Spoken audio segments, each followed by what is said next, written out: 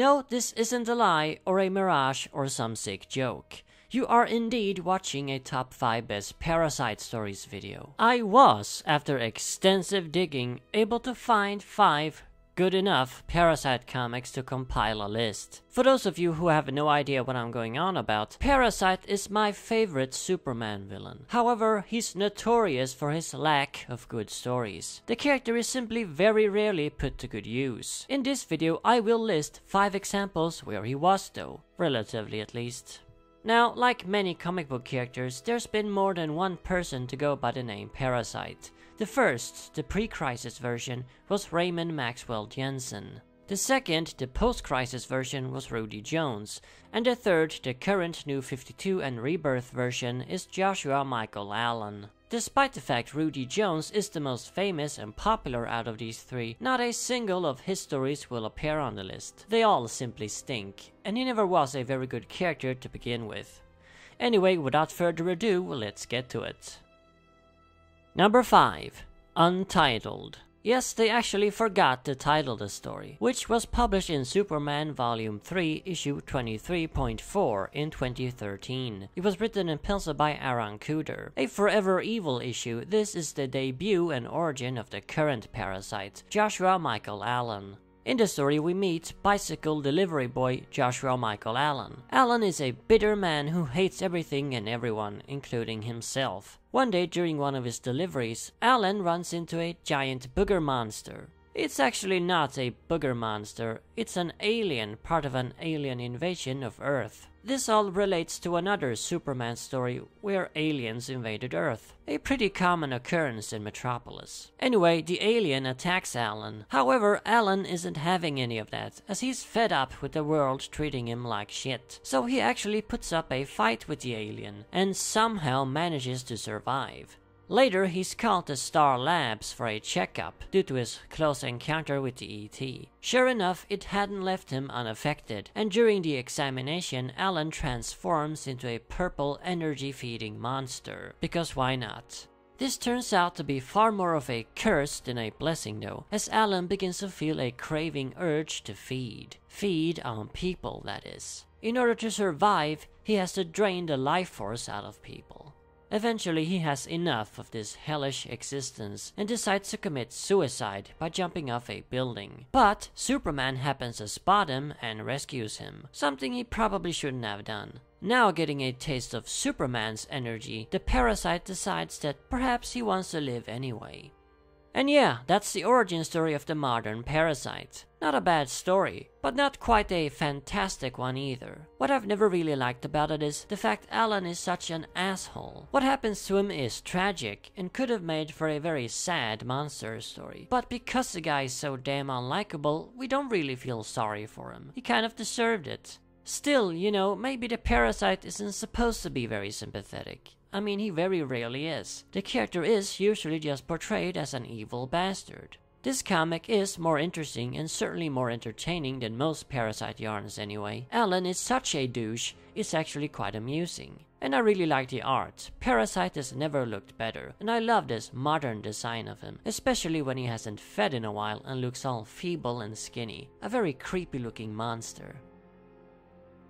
Number 4. Power of the Parasite, from Action Comics 340, published in 1966. It was written by Jim Shooter and penciled by Al Plastino. This is the debut and origin of the very first Parasite, Raymond Maxwell Jensen. Jensen, a low-life loser, worked as a lab assistant at a Metropolis laboratory, a position I have no idea how he acquired. One day, Superman performed an experiment at the lab with radioactive materials he found in outer space. Foolishly, Jensen's supervisors later tasked him with disposing of these materials. Jensen, however, believed in an urban legend that in order to deter robbers, companies transported payrolls in containers marked with radioactive waste. So, being the complete moron that he was, he opened up this container to see if it was true. And sure enough, he was doused in massive amounts of lethal radiation. In real life, he would have died horrifically, but since it's comics, he instead, what else, transformed into a purple energy-feeding monster. Of course. No wonder I sometimes wonder why the hell I take comics so seriously. Anyway, just like Alan, Jensen needs to drain the life force out of people to survive. Later, he happens to encounter Superman and notices that the Man of Steel grants him far more energy than normal people. Not only that, he also gains Superman's incredible powers. Jensen's goal from then on is thus to constantly feed on Superman, like the parasite that he is. So yeah, from the very beginning, Parasite was an unlikable jerk. A jerk who later becomes a power-hungry super jerk. So this really is how the character is supposed to be. He's not meant to be sympathetic. He's meant to be a creepy monster. And a creepy monster he sure is in this story. This really is a pretty good Silver Age science fiction horror story. Parasite was a far more dangerous and scary threat than anything Superman had faced before. Prankster, Toyman, Mr. Mxyzptlk, and so on were all pretty campy villains after all. Another thing that's great about this comic is the fact the villain actually figures out Superman's identity. Yeah, Parasite may be the first rogue to do so. He learns it when being near a crowd and suddenly feeling a surge of powerful energy. Energy which could only come from Superman. He then spots Clark Kent in the crowd, behaving like he's being drained. And so naturally Clark Kent must be Superman. Pretty clever. This discovery is never refuted either. Jensen is not in the end tricked into thinking he was wrong. No, he learned Superman's true identity and he learned it for keeps. Number 3. The Power of the Parasite. Wait, again? No, this is actually the second Parasite story. And yes, it has the same title as the first. It was also made by the same people, Jim Shooter and Al Plastino. I don't know what to say. Anyway, it was published in Action Comics 361 in 1968. So at the end of the previous story, Parasite was disintegrated when absorbing too much of Superman's power. At the beginning of this one, his remains are discovered by an alien geographer. Yes, you heard that right, an alien geographer. By the way, I just love this guy. He's all worried about a deadline. He is just doing a job after all. Anyway, this nervous alien working stiff then revives the Parasite with his alien tech, not knowing what he's bringing back to life. Naturally, it doesn't end well for the poor guy. The resurrected Parasite then of course goes after his favorite food, Kryptonian.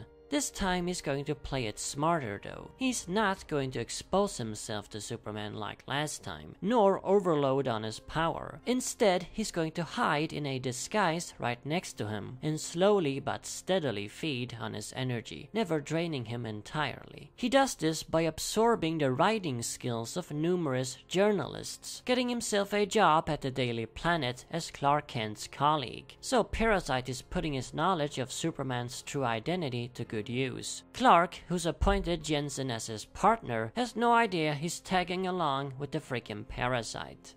So this is a very clever plot by Parasite. That's something we never see anymore, Parasite being clever. After all, Rudy Jones was a complete idiot. But he is supposed to absorb his victims' intelligence too, not just their physical strength. At least, Jensen did that. Jensen was a moron at first too, but after becoming the Parasite, became a bit of a mastermind. That was kind of the point. I mean, how can an idiot be a big supervillain anyway?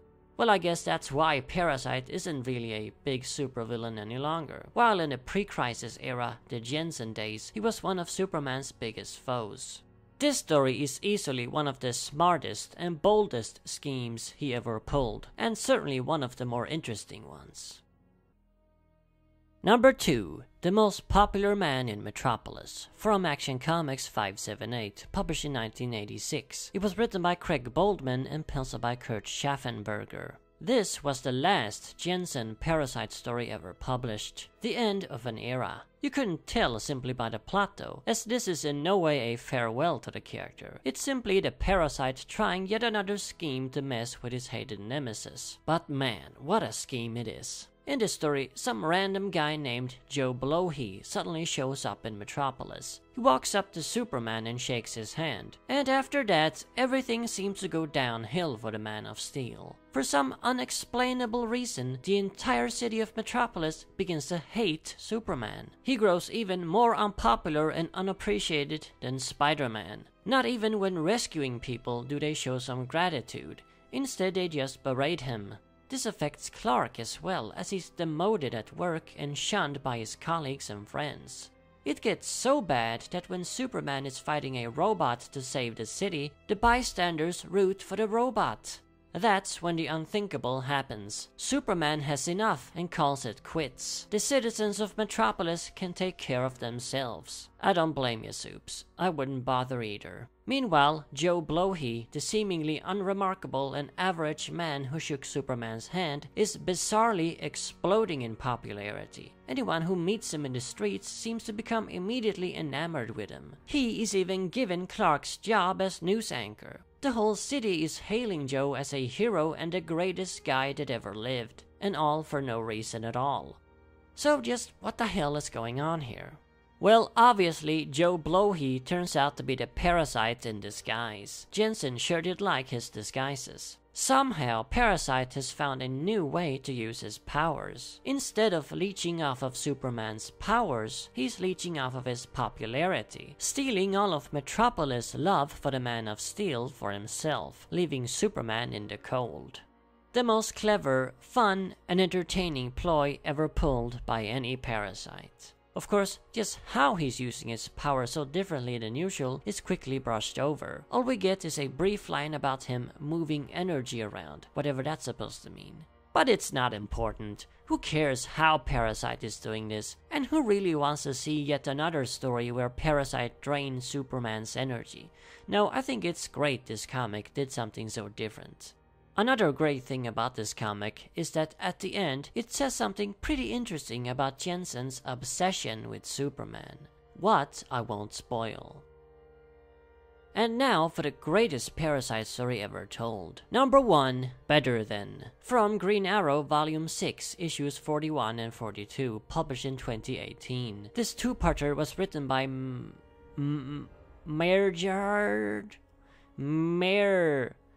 Mergreed Scott, I don't know how the hell to pronounce that, and penciled by Matthew Clark. So yeah, bizarrely enough, a Green Arrow rebirth story naps the number 1 spot. What can I say? It definitely deserves it though. In fact, this is the Parasite story I've always wanted. So this comic obviously features the modern Parasite, Joshua Michael Allen, the bitter delivery boy. He's portrayed as decidedly more sympathetic in this story though. In this story, Allen has been incarcerated in a super prison for quite some time. He's now up for a court hearing. However, because he's so dangerous, it's been decided that mere guards aren't enough to keep him in check. The assistance of someone more super is required. However, not too super, as then there's always a chance Allen might leech off of their powers. So a non-super superhero is called for. And since Batman is obviously busy with his own massive rogues gallery, the duty falls upon Green Arrow. Green Arrow is thus made nursemaid for Superman's purple monster foe. Everything goes well too. That is, until they return to the prison, and Parasite is able to feed off of another inmate when he spits in his face. Yeah, that's apparently all he needs. It's now up to Green Arrow to subdue a powered-up Parasite going berserk in the prison. However, during this fight, Green Arrow discovers that the Parasite may not be quite the monster that he appears. Allen is actually being treated horribly in the prison, and the last thing he wants is to go back to his cell. In fact, what he wants is to go free so that he can kill himself, end his miserable existence once and for all. He can't stand the burning hunger within him anymore, and the prison's treatment of him sure isn't making anything better. Now that is a Parasite I've always wanted to see, a tragic monster, or rather, a man suffering from a horrific affliction, because the point of the story is that the Parasite isn't really a monster, despite looking like one and sometimes having to act like one. The power of the Parasite isn't really something awesome, it's a horrifying curse. I don't know why it took so long for a writer to understand this. This comic is more complex than you might think, too. You may think that the prison is being demonized for its treatment of Allen, and that the message is, prisons are bad. No, it's actually presented as far more layered. There's two sides to the issue. Yes, Allen is being treated badly, but what the hell is the prison going to do when they have to deal with such incredibly dangerous inmates, and barely have enough of a budget as it is? They can't do much else but dump Allen in a hole. It's not humane, no, but they don't really have any other choice. And there you have it. The 5 greatest Parasite stories ever told, in my opinion. Not an easy list to make. Parasite is very similar to Scarecrow in that they're both great concepts, but very rarely live up to their potential. Anyway, tell me your favorite Parasite comics in the comments, if you have any. And as always, remember, Arkham Asylum awaits you in the next video.